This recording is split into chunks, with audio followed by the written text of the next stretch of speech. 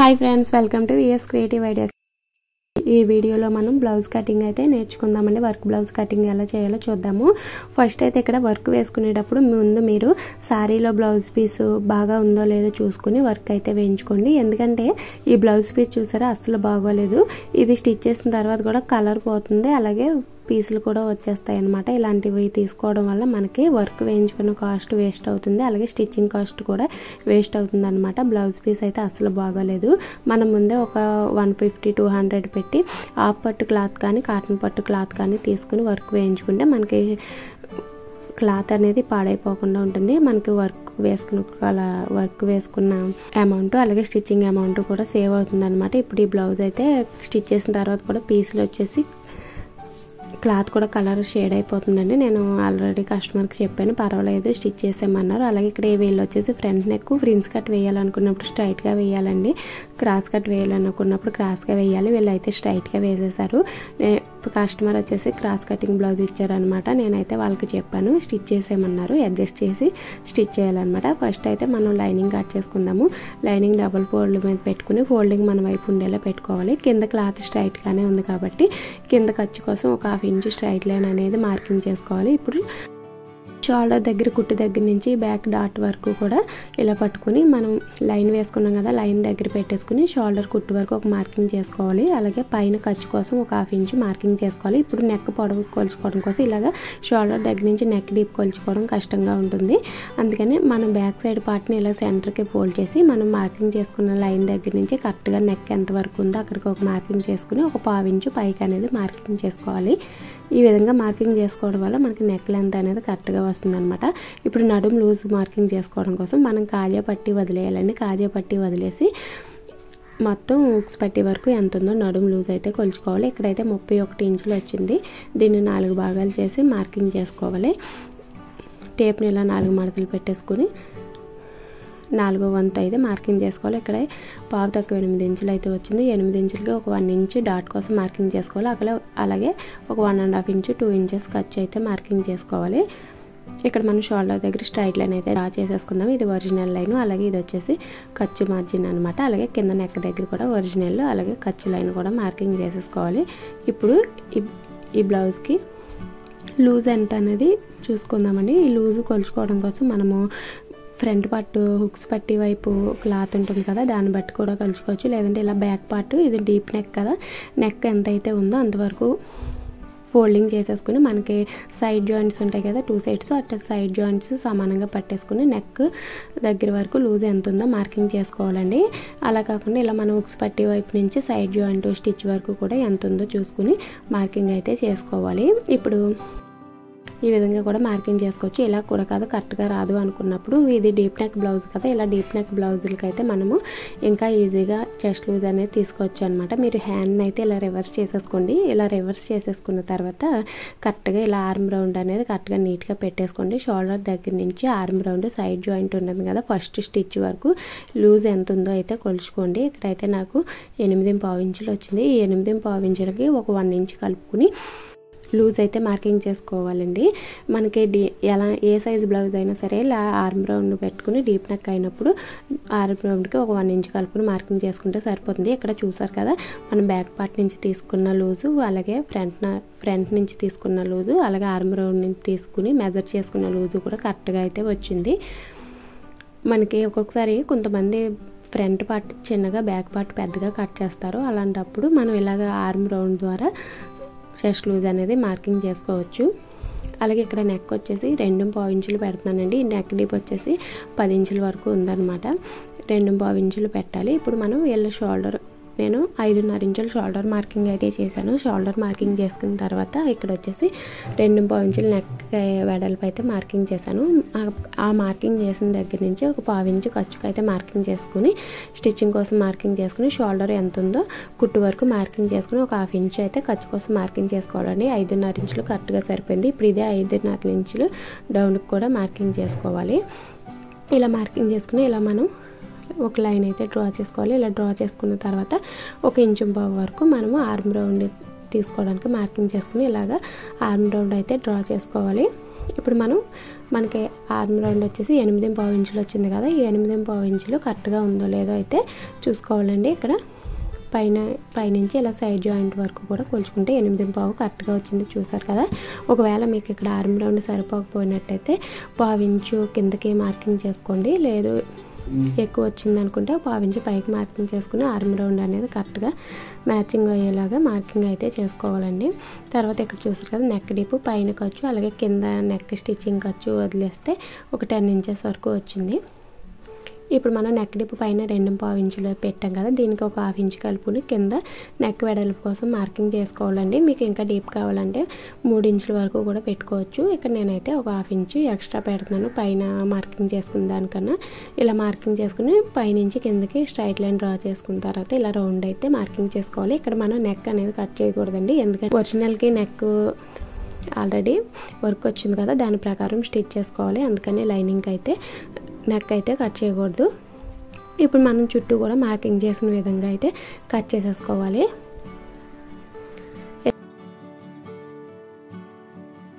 ఇలా కట్ చేసేసుకున్న తర్వాత ఇక్కడ ఒక 1/2 ఇంచు అనేది ఇలాగ డౌన్గా కట్ చేసుకోవాలండి. ఇలా కట్ చేసుకుంటే మనకి సైడ్ ఫిట్టింగ్ అనేది కరెక్ట్గా వస్తుంది. ఇక్కడ చిన్న కట్ పెట్టేసుకోవాలి, అలాగే నెక్ దగ్గర కూడా చిన్న కట్ అయితే పెట్టేసుకోవాలి. ఇప్పుడు మనం ఇక్కడ డాట్స్ అనేవి మార్కింగ్ చేసుకోవాలి. ఇక్కడ మనం నడుము లూజ్ మార్కింగ్ చేసుకున్నాం కదా, డాట్స్తో కలిపి అక్కడ వరకు అది సెంటర్ చూసుకుని ఒక మార్కింగ్ చేసుకోవాలి. ఇక్కడ నుంచి డాట్స్ లెంత్ వచ్చేసి 4.5 ఇంచుల వరకు అయితే మార్కింగ్ చేసుకోవచ్చు. నేను ఇక్కడ 4.5 అయితే మార్కింగ్ చేస్తున్నాను. ఈ 4.5 మార్కింగ్ చేసుకున్న తర్వాత అటు ఒక 1/2 ఇంచు ఇటు ఒక 1/2 ఇంచు డాట్స్కి అయితే మార్కింగ్ చేసుకోవాలి. ఇప్పుడు మనం సైడ్ వచ్చేసి ఒక 1 ఇంచు వరకు క్రాస్ పెట్టుకోవాలని, నార్మల్గా 1/2 ఇంచు పెడతాం కదా, మనం 3/4 ఇంచు 1 ఇంచు వరకు కూడా పెట్టుకోవచ్చు అనమాట. బ్లౌజ్ లెంత్ ఎక్కువగా ఉన్నప్పుడు ఇలా 1 ఇంచు పెట్టినా మనకి కట్ స్ట్రైట్గానే వస్తుంది, సైడ్ అనేది ఎక్కువ ముడతలు రాకుండా ఉంటుందన్నమాట. ఈ విధంగా మార్కింగ్ చేసేసుకుని కట్ చేసేసుకోవాలి. అలాగే డాట్స్కి మార్కింగ్ అయితే పెట్టేసుకోవాలి. మన దగ్గర మార్కింగ్ వీల్ ఉన్నట్టయితే ఈజీగా మార్కింగ్ కూడా పెట్టేసుకోవచ్చు. ఇలా బ్యాక్ సైడ్ కూడా డాట్ మార్కింగ్ అయితే పెట్టేసుకోవాలి. ఇప్పుడు మనం హ్యాండ్స్ అయితే కట్ చేద్దాము. ఈ హ్యాండ్స్ చిన్న హ్యాండ్స్ అయితే ఇలాగ 4 కూడా సమానంగా పెట్టేసుకోవాలి. ఇలా డబుల్ ఫోల్డింగ్ చేసుకుని 4 పీసులు సమానంగా వచ్చేలా పెట్టేసుకోవచ్చు. ఒకవేళ హ్యాండ్ సైజు పెద్దది అనుకున్నప్పుడు ఇలాగ క్లాత్ అనేది ఇలా ముందుకు జరుపుకుని కట్ చేసుకుంటే మనకి ఇక్కడ సైడ్ జాయింట్స్ అనేవి ఒకవైపే జాయిన్ చేసుకోవచ్చు అనమాట. ఇప్పుడు మనం కింద 1/2 ఇంచు ఖర్చు కోసం అయితే మార్కింగ్ చేసుకోవాలి. అక్కడ నుంచి హ్యాండ్ లెంత్ అనేది మార్కింగ్ చేసుకోవాలి. హ్యాండ్ కింద నుంచి భుజం జాయింట్ వరకు ఎంత వచ్చిందో మార్కింగ్ చేసుకుని ఒక 1/2 ఇంచు ఖర్చుకు అయితే మార్కింగ్ చేసుకోవాలి. అలాగే కింద వచ్చేసి హ్యాండ్ లూజ్ కూడా మార్కింగ్ చేసుకోవాలి. లేదనుకుంటే మీరు ఇలాగా హ్యాండ్ కూడా ఇలా పెట్టేసుకుని కరెక్ట్గా మార్కింగ్ చేసుకోవాలి. హ్యాండ్ లెంత్ మార్కింగ్ చేసుకుని ఇలా సైడ్ లూజ్కి వచ్చేసరికి లూజ్ అనేది కరెక్ట్గా మార్కింగ్ చేసేసుకోవాలి. ఇప్పుడు హ్యాండ్ లెంత్ అనేది కింద నుంచి పైన భుజం వరకు కుట్టు వరకు ఎంత ఉందో చూసుకుని దానికి 1/2 ఇంచు ఖర్చు కూడా కలుపుకోవాలి. అలాగే సైడ్ ఆర్మ్ రౌండ్ జాయింట్ దగ్గర కుట్టు వరకు ఒక మార్కింగ్ చేసుకుని దానికి పైకి వచ్చేసి ఒక 1/2 ఇంచు ఖర్చు కోసం కూడా మార్కింగ్ చేసుకుని ఇప్పుడు హ్యాండ్ అయితే తీసేసి ఇలా హ్యాండ్ షేప్ అయితే డ్రా చేసుకోవాలండి. ఇప్పుడు మనం ఖర్చు లైన్ మార్కింగ్ చేసుకున్నాం కదా, ఇది వచ్చేసి ఒరిజినల్, అలాగే ఇది ఖర్చు ఇలా స్ట్రైట్గా మార్కింగ్ చేసుకోవాలి. ఈ హ్యాండ్ లెంత్ వచ్చేసి 10 ఇంచులు అయితే వచ్చింది. ఇప్పుడు మనం ఆర్మ్ రౌండ్ 3.5 కరెక్ట్గా అయితే ఉంది, సరిపోయింది. ఒకవేళ ఆర్మ్ రౌండ్ డౌన్ కరెక్ట్గా లేనప్పుడు మనం మెజర్మెంట్ అనేది కరెక్ట్గా తీసుకోవాలన్నమాట. ఇక్కడ ఫోల్డింగ్ దగ్గర నుంచి ఒక 2 ఇంచెస్ మార్కింగ్ చేసుకుని ఆ మార్కింగ్ చేసుకున్న 2 ఇంచెస్ దగ్గర 1/2 ఇంచు డౌన్ అయితే తీసుకోవాలండి. డౌన్ తీసుకుని ఇలాగే హ్యాండ్ షేప్ అయితే తీసుకోవాలి. అలాగే సైడ్ ఖర్చు కోసం కూడా ఒక 2 ఇంచెస్ ఎక్స్ట్రా తీసుకోవాలి. ఇప్పుడు మనం మార్కింగ్ చేసుకున్న విధంగా హ్యాండ్ రౌండ్ అయితే కట్ చేసుకోవాలి. అలాగే సెంటర్ కటింగ్ పెట్టుకోవాలి. ఇక్కడ క్లాత్ 1/2 ఇంచు కన్నా ఎక్కువ ఉంది కాబట్టి నేనైతే ఎక్స్ట్రా ఉన్న క్లాత్ అయితే కట్ చేసేస్తున్నాను. అలాగే సైడ్ జాయింట్స్ దగ్గర ఒక చిన్న కట్ పెట్టేసుకోవాలి. ఇక్కడ ఫ్రంట్ షేప్ అనేది ఇక్కడ మనం జాయింట్స్ వేసిన తర్వాత తీసుకుంటే బాగుంటుందన్నమాట. ఇప్పుడు హ్యాండ్స్ పక్కన పెట్టేసుకుని ఇప్పుడు మనం ఫ్రంట్ పార్ట్ అయితే కట్ చేసుకుందాం. ఫ్రంట్ పార్ట్ కట్ చేయడం కోసం ఈ ఓపెన్స్ 2 మన వైపు ఉండేలా పెట్టేసుకోవాలి. ఇలా పెట్టేసుకున్న తర్వాత ఇప్పుడు మనం ఈ బ్యాక్ పార్ట్ని ఫ్రంట్ వైపు క్రాస్గా పెట్టుకోవాలి. స్ట్రైట్ కటింగ్ అయితే స్ట్రైట్గా పెట్టుకోవాలండి, క్రాస్ కటింగ్ అయితే ఇలా క్రాస్గా పెట్టుకోవాలి. ఇలా క్రాస్గా పెట్టేసుకుని మనం బ్యాక్ పార్ట్ ఎలా ఉందో అదేవిధంగా ఫ్రంట్ పార్ట్ పైన డ్రా చేసుకోవాలన్నమాట. ఇలా డ్రా చేసేసుకో చుట్టూ షోల్డర్ దగ్గర ఆర్మ్ రౌండ్ దగ్గర కూడా బ్యాక్ పార్ట్ సేమ్ ఎలా అయితే ఉందో అలానే డ్రా చేసేసుకోవాలి.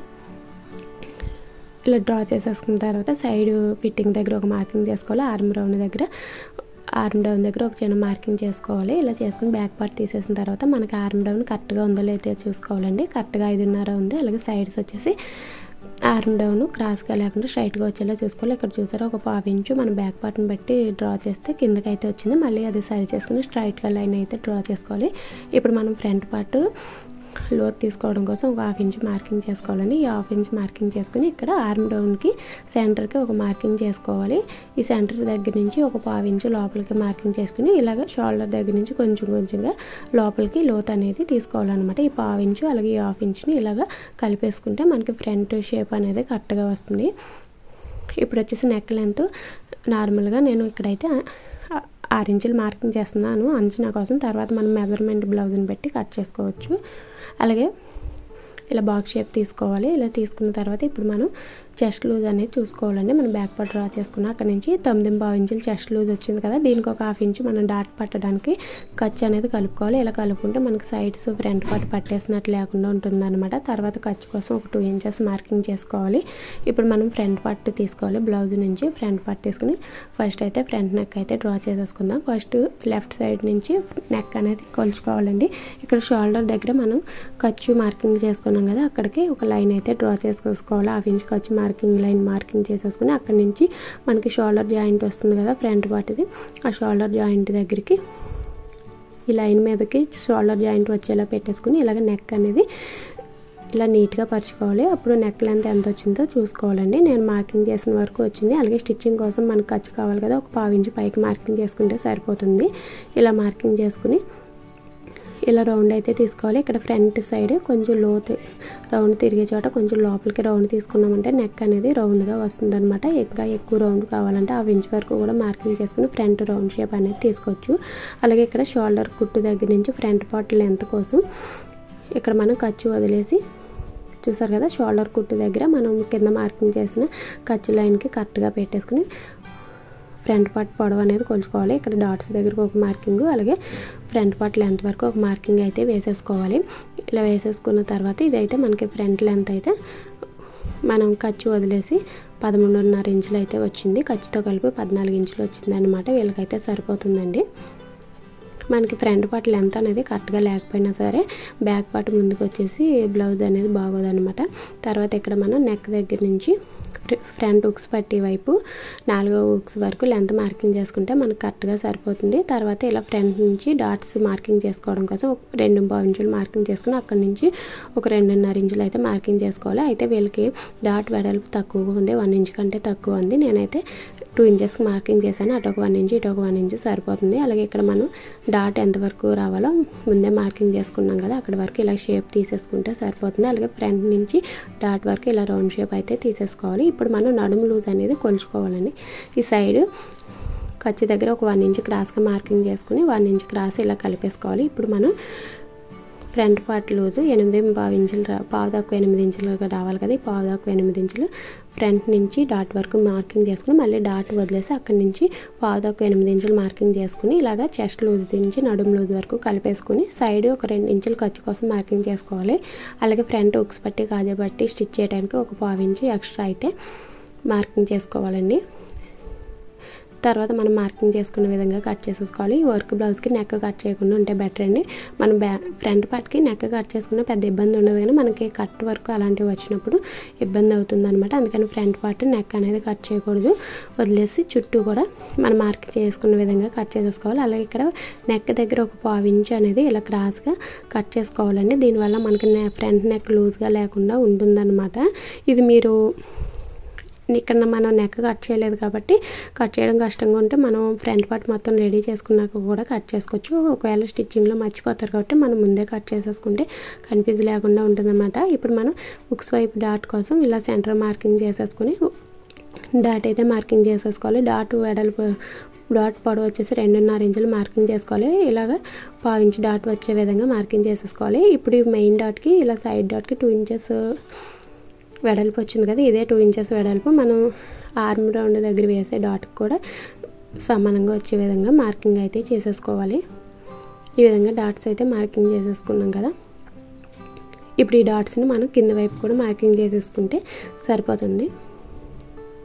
చూసారు కదా ఫ్రంట్ పార్ట్ బ్యాక్ పార్ట్ మనం ఒక దానిపైన ఒకటి పెట్టేసి షేప్ పట్టి ఎక్కువ తక్కువ లేకుండా ఇలా కట్ చేసుకుంటే సరిపోతుంది. ఇక్కడ చూసారా మనకి బ్యాక్ పార్ట్ కన్నా ఫ్రంట్ పార్ట్ లూజ్ అనేది ఎక్కువ వచ్చింది. ఇక్కడ మనం ఇలా డాట్ వేసేసరికి రెండు కూడా సమానంగా వస్తాయి అన్నమాట. ఇప్పుడు మనం షేప్ పట్టి కట్ చేసుకోవడం వల్ల ఈ సైడు ఫ్రంట్ పార్ట్కి ఒక 1/2 ఇంచ్ పైకి మార్కింగ్ చేసుకుని అక్కడి నుంచి కింద బ్యాక్ పార్ట్ వరకు ఎంత ఉందో కొలుచుకోవాలి. ఇక్కడైతే 2 ఇంచులు అయితే ఉందండి. ఈ 2 ఇంచులకి ఒక 1/2 ఇంచ్ సైడ్స్ ఎక్స్ట్రా కలుపుకొని 2.5 ఇంచులకి అయితే మార్కింగ్ చేసుకోవాలి. ఇక్కడ లైనింగ్ని అయితే ఇలా నేను 4 మడతలు వచ్చే విధంగా వేస్తున్నాను. మనకి 2 షేప్ పట్టీలు అయితే వస్తాయి. ఫస్ట్ అయితే ఒక స్ట్రైట్ లైన్ డ్రా చేసుకోవాలి. ఇక్కడ ఫ్రంట్ ఉక్స్ పట్టీ వైపు లెంత్ చూసుకొని 3 ఇంచెస్ ఉంది. దీనికి ఒక 1/2 ఇంచ్ కలుపుకొని 3.5 అయితే మార్కింగ్ చేసుకోవాలి. తర్వాత నడుము లూజ్ వచ్చేసి పావు తక్కువ 8 ఇంచులు కదా, ఈ పావు తక్కువ 8 ఇంచులు మార్కింగ్ చేసుకుని ఒక 2.5 ఇంచులు ఎక్స్ట్రా అయితే మార్కింగ్ చేసుకోవాలండి. మనకి షేప్ పట్టి ఎక్కువ ఉన్నా పర్లేదు కానీ తక్కువ అయితే మళ్ళీ స్టిచ్చింగ్ చేసేటప్పుడు ఇబ్బంది అవుతుంది కదా. వచ్చేసి 2 ఇంచెస్ వచ్చింది కదా, ఈ 2 ఇంచెస్కి ఒక 1/2 ఇంచ్ కలుపుకొని 2.5 ఇంచెస్కి మార్కింగ్ చేసుకోవాలి. అలాగే ఫ్రంట్ వైపు వచ్చేసి ఒక 3 ఇంచులకి మార్కింగ్ చేసుకున్న తర్వాత అక్కడి నుంచి ఒక పావు తక్కువ 3 ఇంచులకి మార్కింగ్ చేసుకుని ఇలా షేప్ పట్టి రౌండ్ షేప్ అనేది తీసుకోవాలన్నమాట. ఇలా తీసుకుని మనం మార్కింగ్ చేసుకునే విధంగా కట్ చేసేసుకోవాలి. అలాగే ఫ్రంట్ వైపు వచ్చేసి కొంచెం కింద నుంచి పైకి క్రాస్గా కట్ చేసుకుంటే మనకి స్టిచ్ చేసిన తర్వాత ఫిట్టింగ్ కరెక్ట్గా వస్తుంది. ఫ్రంట్ అని తెలియడానికి ఇలా చిన్న కట్ పెట్టేసుకుంటే మనం ఈజీగా స్టిచ్ చేసుకోవచ్చు అనమాట. ఇప్పుడు హ్యాండ్స్కి సైడ్ జాయింట్ మిగిలిన క్లాత్లోంచి కట్ చేసేసుకోవాలి. ఇలా ముందే మనం కట్ చేసుకుని పెట్టేసుకుంటే ఈజీగా స్టిచ్ చేసేసుకోవచ్చు అనమాట. ఈ విధంగా కట్ చేసేసుకోవాలి. ఇప్పుడు దీని ప్రకారం మనం వర్క్ బ్లౌజ్ అయితే కట్ చేసుకోవాలండి. ఫస్ట్ బ్యాక్ పార్ట్ అయితే కట్ చేసుకోవాలి. మనకి ముందు బ్యాక్ పార్ట్ కట్ చేసుకోవాలండి. బ్యాక్ పార్ట్ అనేది ఎటువంటి జాయింట్స్ లేకుండా చూసుకోవాలన్నమాట. మన హ్యాండ్స్కి ఫ్రంట్ పార్ట్కి జాయింట్స్ పెట్టినా పెద్దగా కనబడవు, కానీ బ్యాక్ పార్ట్కి అయితే జాయింట్స్ పెడితే అసలు బాగోదన్నమాట. ఫస్ట్ ఇక్కడ మనం ఈ నెక్ అనేది కరెక్ట్గా ఉండే విధంగా క్లాత్ని అయితే ఫోల్డ్ చేసుకోవాలి.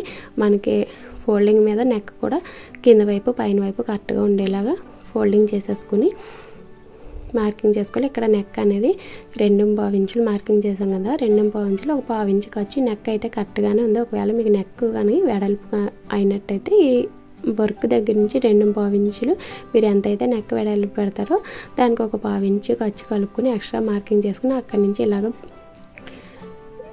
లైనింగ్ అనేది పెట్టి కట్ చేసుకోవాలండి. ఇక్కడ వర్క్ దగ్గర మనకి ఒరిజినల్ నెక్ లెంత్ కరెక్ట్గా వచ్చే విధంగా పెట్టేసుకోవాలి. ఇక్కడ చూసారు కదా, మనం ఇది మార్కింగ్ చేసింది కటింగ్ లేని మాట. మనం మార్కింగ్ ప్రకారం కట్ చేసుకుంటాం కదా నార్మల్ బ్లౌజులకి, దానికి ఒక 1/2 ఇంచు ఖర్చు కూడా కలిపేసుకో. ఆ 1/2 ఇంచు వర్క్ దగ్గరికి కరెక్ట్గా వచ్చేలా పెట్టుకోవాలన్నమాట. ఈ విధంగా పెట్టేసుకుని చుట్టూ కూడా ఎక్స్ట్రా కట్ చేసుకోవాలి. ఇక్కడ షోల్డర్ దగ్గర కొంచెం క్లాత్ అనేది ఎక్కువనే కట్ చేసుకోండి. ఒకవేళ బ్లౌజ్కి నెక్ వెడల్పు మధ్యలో గ్యాప్ ఎక్కువ వచ్చినప్పుడు మనకి షోల్డర్ దగ్గర క్లాత్ అనేది తగ్గిపోకుండా ఉంటుందన్నమాట. ఇప్పుడు హ్యాండ్స్ అయితే కట్ చేసుకుందాం. హ్యాండ్స్ కట్ చేసుకోవడం కోసం ఫస్ట్ 2 హ్యాండ్స్ కూడా వర్క్ సమానంగా వచ్చే విధంగా పెట్టేసుకోవాలి. ఇక్కడ చూసారు కదా ఎంత క్లాత్ అయితే మిగిలిపోయిందో. ఇలా హ్యాండ్స్కి వేసినప్పుడు మనం ఇలా సైడ్ జాయింట్ ఎక్స్ట్రా క్లాత్ అనేది జాయింట్ చేసుకుని వర్క్ అనేది వేయాలండి. ఈ విధంగా వేయటం వల్ల మనకి ఇక్కడ 3 ఇంచెస్ క్లాత్ అయితే ఎక్స్ట్రా ఉండిపోయింది. ఒక 1/2 ఇంచు ఖర్చుపోయినా 2.5 ఇంచెస్ క్లాత్ అయితే వేస్ట్ అయిపోతుంది అనమాట. అందుకని ఇలాగా మనం కొంచెం ఇది కిందకి వచ్చినట్టయితే మనకి హ్యాండ్ అనేది సరిపోతుంది అనమాట. ఇలా హ్యాండ్స్కి ఇలా వేసేటప్పుడు సగం ఫ్రేమ్ సెట్టింగ్లోకి వెళ్ళిపోతుంది కాబట్టి ఎక్స్ట్రా క్లాత్ జాయిన్ చేసుకుంటే మనకి క్లాత్ చిన్నగా ఉన్నప్పుడు కూడా బ్లౌజ్ అడ్జస్ట్మెంట్ అవుతుంది. లేదంటే ఈ క్లాత్ కూడా వేస్ట్ అయిపోతుంది కదా. అందుకని వర్క్ వేసేటప్పుడు ఎక్స్ట్రా క్లాత్ జాయిన్ చేసుకుని వేసుకుంటే మనకు క్లాత్ వేస్ట్ కాకుండా ఉంటుంది.